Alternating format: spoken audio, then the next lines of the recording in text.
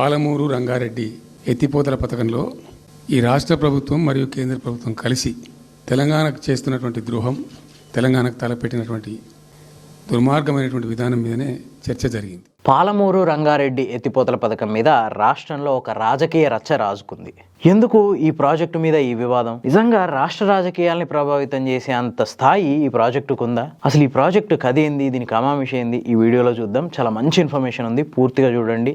అట్లాగే సబ్స్క్రైబ్ చేసుకోవడం మర్చిపోవద్దు. ఉత్తర తెలంగాణకి కాళేశ్వరం ప్రాజెక్ట్ ఎట్లనో దక్షిణ తెలంగాణకి ఈ పాలమూరు రంగారెడ్డి ప్రాజెక్ట్ అట్లా సేమ్. అది కూడా మల్టీ లెవెల్ లిఫ్ట్ ఇరిగేషన్ స్కీమే, ఇది కూడా మల్టీ లెవెల్ లిఫ్ట్ ఇరిగేషన్ స్కీమే. ఉత్తర తెలంగాణలో కాళేశ్వరం ప్రాజెక్టు దగ్గర 18 జిల్లాలకి వరప్రదాయిని అయితే, దక్షిణ తెలంగాణలో 6 జిల్లాలకి పాలమూరు రంగారెడ్డి వల్ల కడగండ్లు తీరనున్నాయి.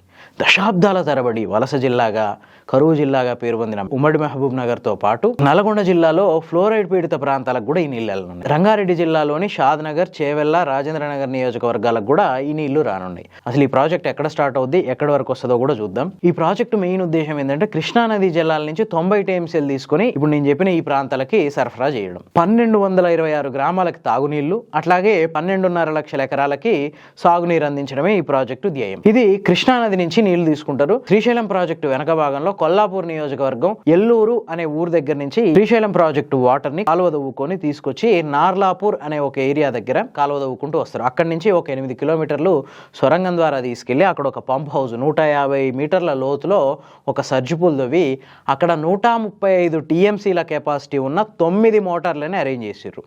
ఇక్కడి నుంచి నీళ్ళని ఎత్తిపోసి నార్లాపూర్ రిజర్వాయర్, దీన్నే అంజనగిరి రిజర్వాయర్ అని కూడా అంటారు, ఆ రిజర్వాయర్ లో నిల్వ చేస్తారు. దీని కెపాసిటీ 9 నుంచి 10 టీఎంసీల వరకు ఉంది. ఇదే ఫస్ట్ రిజర్వాయర్ ఈ పాలమూరు రంగారెడ్డి ఎత్తిపోతల పథకం నుంచి. ఈ రిజర్వాయర్ నుంచి పెద్దగా సాగునీటి అవసరాలు ఏం తీరవు. ఈ రిజర్వాయర్ నుంచి తర్వాత ఉన్న ఏదుల రిజర్వాయర్ కి నీళ్ళని తీసుకొచ్చిన తర్వాత అక్కడి నుంచి నల్లగొండ, మహబూబ్ నగర్, రంగారెడ్డి జిల్లాల్లో చాలా ప్రాంతాలకి తాగునీళ్ళు వెళ్తాయి.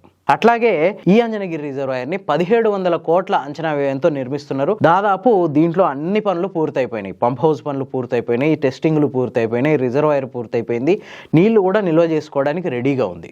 ఈ నార్లాపూర్ రిజర్వాయర్ నుంచి 22 కిలోమీటర్ల దూరంలో నాగర్ కర్నూలు జిల్లా ఏదుల అనే విలేజ్ దగ్గర వీరాంజనేయ రిజర్వాయర్ అని ఇంకో రిజర్వాయర్ ని నిర్మిస్తున్నారు. దీని కెపాసిటీ కూడా 8 టీఎంసీలు ఆల్మోస్ట్. నార్లాపూర్ రిజర్వాయర్ నుంచి ఒక 16 కిలోమీటర్లు కాలువ, ఆ తర్వాత 8 కిలోమీటర్లు టన్నెల్ ద్వారా ఈ ఏదుల రిజర్వాయర్ కి 1 కిలోమీటర్న్నర దూరంలో ఏదుల పంప్ హౌస్ కట్టి ఇక్కడ కూడా సేమ్ మళ్ళీ 9 పంపులు ఒక్కొక్కటి 145 మెగావాట్ల కెపాసిటీతో ఉన్నాయి.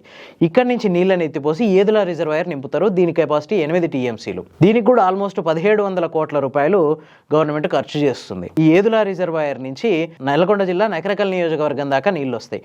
ఎట్లా అంటే ఏదుల రిజర్వాయర్ నుంచి పోతిరెడ్డిపల్లి అనే ఒక చెక్ డ్యామ్ వస్తుంది. అక్కడికి నీళ్ళని తరలించి గ్రావిటీ ద్వారా కొద్ది దూరం టన్నెల్ ద్వారా నీళ్ళని తరలించి అక్కడి నుంచి డిండి రిజర్వాయర్ తరలించి డిండి రిజర్వాయర్ నుంచి మళ్ళీ ఒక 2-3 దశల ఎత్తిపోతల పథకాల ద్వారా నల్గొండ జిల్లాలోని దేవరకొండ, మునుగోడు, నకరకల్ ఈ 3 జిల్లాలకి కొంతవరకు సాగునీరు, కొంతవరకు తాగునీరు అందించడానికి గవర్నమెంట్ ప్లాన్ చేసింది అనమాట. దీని డిజైన్ లో ఉన్న విషయం ఇది. సరే, ఇది ఏదుల రిజర్వాయర్ దగ్గర వచ్చి మనం ఆగినాం. ఈ ఏదుల రిజర్వాయర్ నుంచి నెక్స్ట్ స్టేజ్ మళ్ళొక 25 కిలోమీటర్ల దూరంలో వట్టెం అని ఇంకో రిజర్వాయర్ ఉంది. దీన్నే వెంకటాద్రి రిజర్వాయర్ అని కూడా అంటారు. ఈ వట్టెం అనేది నాగర్ కర్నూలు జిల్లా వట్టెం మండల కేంద్రానికి సమీపంలో ఉంటది ఈ రిజర్వాయర్. ఇక్కడ కూడా ఆల్మోస్ట్ 98 మీటర్ల ఎత్తుకి సేమ్ 145 మెగావాట్ల కెపాసిటీ ఉన్న 9 మోటార్లతో నీళ్ళు ఎత్తి ఈ వట్టెం రిజర్వాయర్ లో వస్తారు.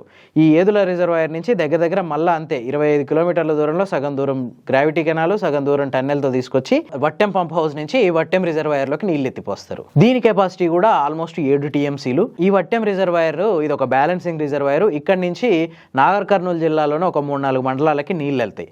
ఆ తర్వాత ఇక్కడి నుంచి మళ్ళీ కరివేనా రిజర్వాయర్, దీన్నే కురుమూర్తి రిజర్వాయర్ అంటారు. ఇది కూడా నాగర్ కర్నూలు జిల్లా కరివేనా మండల కేంద్రానికి సమీపంలో ఉంది. కరివేనా రిజర్వాయర్ కెపాసిటీ 17 టీఎంసీలు. దీన్నే కురుమూర్తి రాయ రిజర్వాయర్ అని కూడా అంటారు. ఎందుకంటే ఈ రిజర్వాయర్ కి సమీపంలో కురుమూర్తి స్వామి ఆలయం ఉంది, చాలా ఫేమస్ మహబూబ్ నగర్ జిల్లాలో. ఆ పేరు మీదనే కురుమూర్తి రిజర్వాయర్ అని పెట్టారు. దీని కెపాసిటీ 16 టీఎంసీలు. ఈ వట్టెం రిజర్వాయర్ నుంచి సేమ్ 16 కిలోమీటర్ల దూరంలో ఉంటుంది. ఇక్కడ నుంచి సేమ్ మళ్ళదే 145 మెగావాట్ల కెపాసిటీ ఉన్న 9 పంపుల ద్వారా ఈ కరివేనా రిజర్వాయర్ ని నింపుతారు. 16 టీఎంసీల కెపాసిటీ. మొత్తం ఈ పాలమూరు రంగారెడ్డి ఎత్తిపోతల పథకంలో ఇదే అతిపెద్ద రిజర్వాయర్, కరివేనా రిజర్వాయర్. ఈ కరివేనా రిజర్వాయర్ నుంచి ఉమ్మడి మహబూబ్ నగర్ జిల్లాలోని ఇట్లా దగ్గర 7-8 నియోజకవర్గాలకి ఈ కరివేనా రిజర్వాయర్ నుంచి సాగునీరు వెళ్తుంది, తాగునీరు కూడా వెళ్తుంది. నెక్స్ట్ మళ్ళొక 30 కిలోమీటర్ల దూరంలో ఉన్న ఉద్దండాపూర్ రిజర్వాయర్ కి నీళ్ళని తీసుకొస్తారు. ఇది చాలా చిన్న రిజర్వాయర్, ఇది జస్ట్ 3 టీఎంసీలు. ఈ ఉద్దండాపూర్ రిజర్వాయర్ దగ్గర ఒక పంప్ హౌస్, సేమ్ కరివెనా రిజర్వాయర్ నుంచి కొద్ది దూరం గ్రావిటీ, కొద్ది దూరం టన్నెల్ ద్వారా నీళ్ళని తీసుకొచ్చి ఉద్దండాపూర్ రిజర్వాయర్ ని, ఇక్కడ 4 పంపులు ఉంటాయి, ఒక్కొక్కటి 75 మెగావాట్ల కెపాసిటీతో ఈ 3 టీఎంసీల ఉద్దండాపూర్ రిజర్వాయర్ ని నింపుతారు. ఇక్కడ నుంచి మళ్ళీ లక్ష్మీదేవిపల్లి రిజర్వాయర్, ఇదొక 20 కిలోమీటర్ల దూరంలో ఉంటుంది. ఇది ఆల్మోస్ట్ రంగారెడ్డి జిల్లా, ఉమ్మడి మహబూబ్ నగర్ జిల్లా బార్డర్ లో ఉంటుంది. ఈ రిజర్వాయర్ కెపాసిటీ 2 టీఎంసీలు. ఈ ఉద్దండాపూర్, ఈ లక్ష్మీదేవిపల్లి, ఈ 2 రిజర్వాయర్ల నుంచే రంగారెడ్డి జిల్లాలోని చేవెళ్ల, మొయినాబాద్, షాద్ నగర్, రాజేంద్ర నగర్ లోని కొన్ని గ్రామీణ ప్రాంతాలకి పూర్తిగా నీళ్లు వెళ్తాయి అన్నమాట. సాగు, తాగునీళ్లు కూడా. మొత్తం 12.5 లక్షల ఎకరాల సాగునీరు, 1226 గ్రామాలకి తాగునీరు, ఈ మొత్తం ప్రాజెక్టు లక్ష్యం. దాదాపు 6 జిల్లాలు, ఉమ్మడి జిల్లాలైతే 3 జిల్లాలు, కొత్తగా ఏర్పడిన జిల్లాలైతే మహబూబ్ నగర్, నాగర్ కర్నూల్, వనపర్తి, రంగారెడ్డి, వికారాబాద్, నల్లగొండ, మొత్తం 6 జిల్లాలకి ఈ ప్రాజెక్టు ద్వారా సాగు, తాగునీరు అందుతుంది. డైలీ 1.5 టీఎంసీల నీళ్ళని ఎత్తిపోసి 60 రోజుల్లో 90 టీఎంసీల నీళ్ళని ఈ ప్రాజెక్టు ద్వారా వినియోగించుకోవడానికి ఈ ప్రాజెక్ట్ ని డిజైన్ చేశారు. ఈ ప్రాజెక్ట్ లో మొత్తం 6 రిజర్వాయర్లు, 5 పంప్ హౌజ్లు, 100 కిలోమీటర్ల దూరం సొరంగ మార్గాలు, 145 మెగావాట్ల 31 పంపులు, 75 మెగావాట్ల 3 పంపులు ఉన్నాయి. 2015 జూన్ 11వ తారీఖున అప్పటి ముఖ్యమంత్రి కేసీఆర్ 35,000 కోట్ల అంచనా వ్యయంతో ఈ ప్రాజెక్టుని స్టార్ట్ చేశారు. 2023 సెప్టెంబర్ 16వ తారీఖున నార్లాపూర్ రిజర్వాయర్ పంప్ హౌస్ పూర్తిగా పూర్తయినాయి కాబట్టి శ్రీశైలం జలాశయం నుంచి ఆ నార్లాపూర్ పంప్ హౌస్ ద్వారా నార్లాపూర్ జలాశయంలోకి, అదే అంజనగిరి రిజర్వాయర్లోకి నీళ్ళని ఎత్తిపోసిర్రు.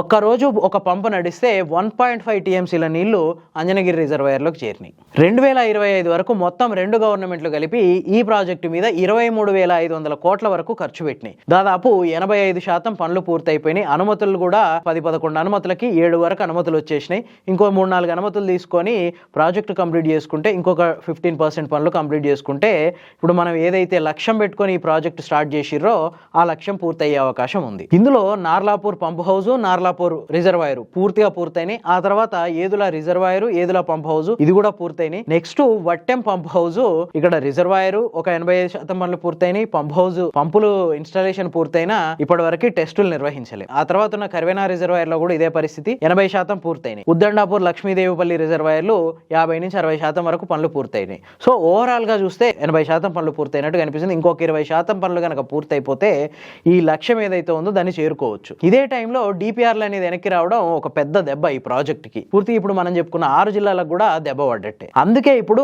బీఆర్ఎస్ దీని మీద ఒక ఉద్యమాన్ని స్టార్ట్ చేసింది. ఇది ఏంటంటే బీఆర్ఎస్ కి 2 రకాల ఉపయోగాలు. ఒకటి ఏంటంటే ఈ ప్రాజెక్టు ఎట్లాగో వాళ్ళు స్టార్ట్ చేసింది కాబట్టి ఆ క్రెడిట్ వాళ్ళకు ఉంటది కాబట్టి దీని మీద కొట్లాడితే ఈ 6 జిల్లాలకి ప్రయోజనం, ఆ క్రెడిట్ బీఆర్ఎస్ కి వస్తుంది. రెండోది ఏంటంటే వాస్తవంగా 2023 అసెంబ్లీ ఎలక్షన్స్ లో బీఆర్ఎస్ బాగా దెబ్బతిన్నది ఎక్కడంటే నల్గొండ, మహబూబ్ నగర్, వికారాబాద్ జిల్లాల్లోనే. సో ఈ ప్రాజెక్టు మీద కొట్లాడితే మళ్ళీ ప్రజల్లో క్రెడిబిలిటీ సాధించుకోవచ్చు. సో ఈ 2 ప్రయోజనాల కోసం బీఆర్ఎస్ ఇప్పుడు దీని మీద ఒక ఉద్యమ కార్యాచరణతో ముందుకెళ్ళడానికి రెడీ అయింది. కానీ ఇదే టైంలో దీని మీద కాంగ్రెస్, బీజేపీ నుంచి కూడా కొన్ని విమర్శలు వస్తున్నాయి. అదేంటంటే కాంగ్రెస్ నుంచి వచ్చే ప్రధాన విమర్శ ఏంటంటే 299 టీఎంసీలకు యాక్సెప్ట్ చేయడం, అప్పట్లో బీఆర్ఎస్ గవర్నమెంట్ యాక్సెప్ట్ చేసింది అని చెప్పి కాంగ్రెస్ ఆరోపించడం, ఈ పాలమూరు రంగారెడ్డి డిపిఆర్ ని తప్పుల తడకగా పంపించారు, అందుకే అది రిటర్న్ వచ్చింది అని చెప్పి బీజేపీ ఎంపీ డీకేఆర్ కూడా ఆరోపిస్తున్నారు. అసలు ఈ 2 వివాదాలు ఏంది అనేది నెక్స్ట్ వీడియోలో చూద్దాం. ఈ వీడియో కనుక మీకు నచ్చితే లైక్ చేయండి, షేర్ చేయండి, సబ్స్క్రైబ్ చేసుకోవడం మాత్రం మర్చిపోవద్దు. Thank you.